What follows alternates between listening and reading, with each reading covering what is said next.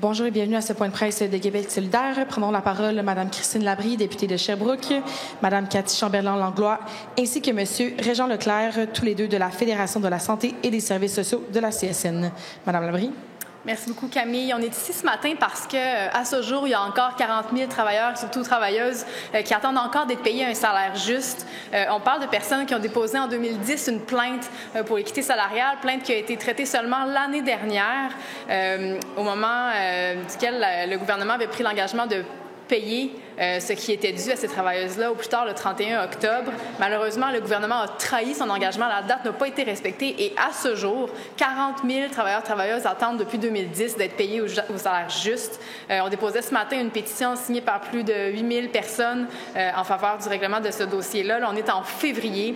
Il n'y a encore aucun sou qui a été versé à ces personnes-là. Plusieurs attendent des paiements qui peuvent aller jusqu'à des dizaines de milliers de dollars. Ça fait toute une différence dans la vie de ces personnes-là.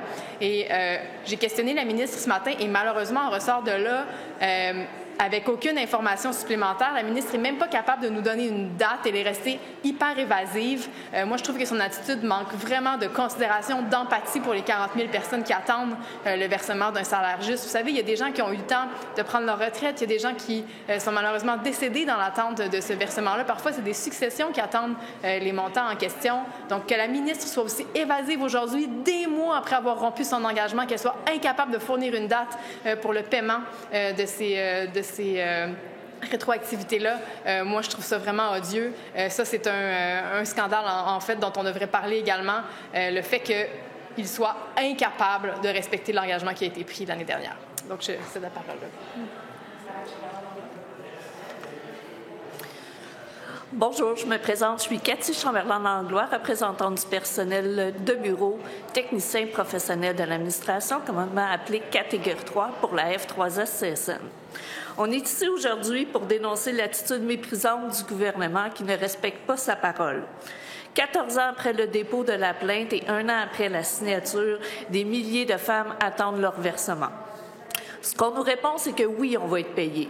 On va être payé quand? Mais en attendant, ces femmes-là vivent au quotidien des détresses. Donc, je vais vous citer quelques exemples de détresse qu'ils peuvent vivre. Comme exemple, on a Lisette. Lisette, son fils est décédé. Donc, elle attend l'équité de son fils avant de fermer les comptes de succession. Lisette a 30 ans de service dans le réseau de la santé et son fils en avait 25. Il y a des mères monoparentales, dont Annick, qui doivent se trouver à 40 ans, un colocataire, pour arriver à ses besoins. Il y a des travailleuses qui font le choix de se priver de bien manger pour offrir des repas sains à leurs enfants. C'est inacceptable. Donc oui, il y a des conséquences au quotidien, des conséquences physiques, psychologiques et sociales. Donc, c'est ça, les conséquences du non-paiement et de l'irresponsabilité du gouvernement. On attend toujours ces sommes-là et c'est des milliers de femmes au quotidien qui vivent cette détresse-là. Je vais laisser la parole à M. Régent Leclerc. Merci. Vous savez, dans le cadre de la négociation du secteur public ainsi que de la façon, les discussions qui ont mené à une entente sur le maintien de l'équité salariale, on a convenu qu'il y avait des dates à respecter, mais on a aussi convenu dans le cadre de la convention collective qu'il y avait des bonifications salariales, qu'il y avait des ajustements salariaux qui étaient prévus et le délai qui s'opère aujourd'hui, que même le gouvernement ne confirme aucune date, bien qu'il ait lui-même convenu de dates qu'il n'a pas respectées, bien, ça a un effet sur les femmes qui sont majoritairement employées dans le secteur public, mais aussi sur les services.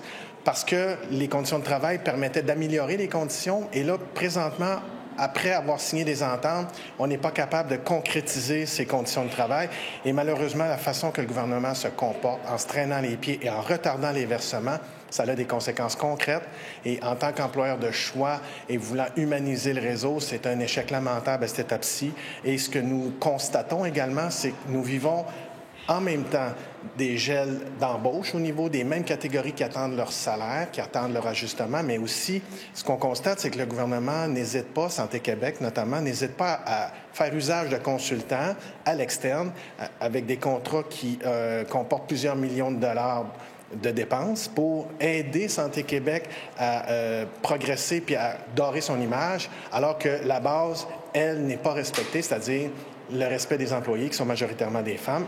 Et en faisant état de ce genre de situation, nous, ce qu'on veut dénoncer, c'est qu'il y a 2 poids, 2 mesures. Lorsqu'on parle de la bureaucratie et qu'on dit qu'on a de l'argent pour investir dans la bureaucratie, pour créer Santé Québec, pour investir dans le secteur privé de la santé et des services sociaux, on n'est même pas capable de payer et de respecter les engagements dûment signés à travers le paiement des rétroactivités, mais aussi le respect des femmes à travers le maintien de l'équité salariale qui a été convenue.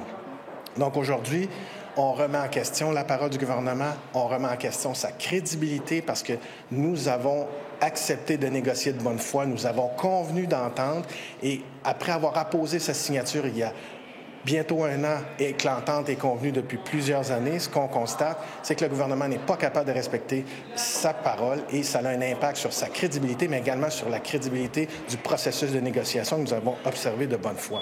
Donc, nous allons maintenir la pression et nous allons la maintenir jusqu'à temps que les femmes reçoivent leur dû.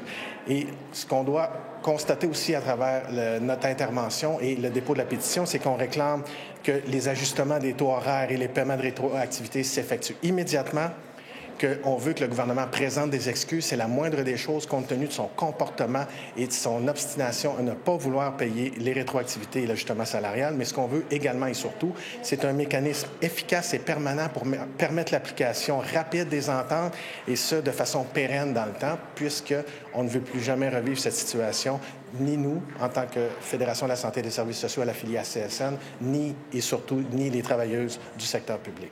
Merci.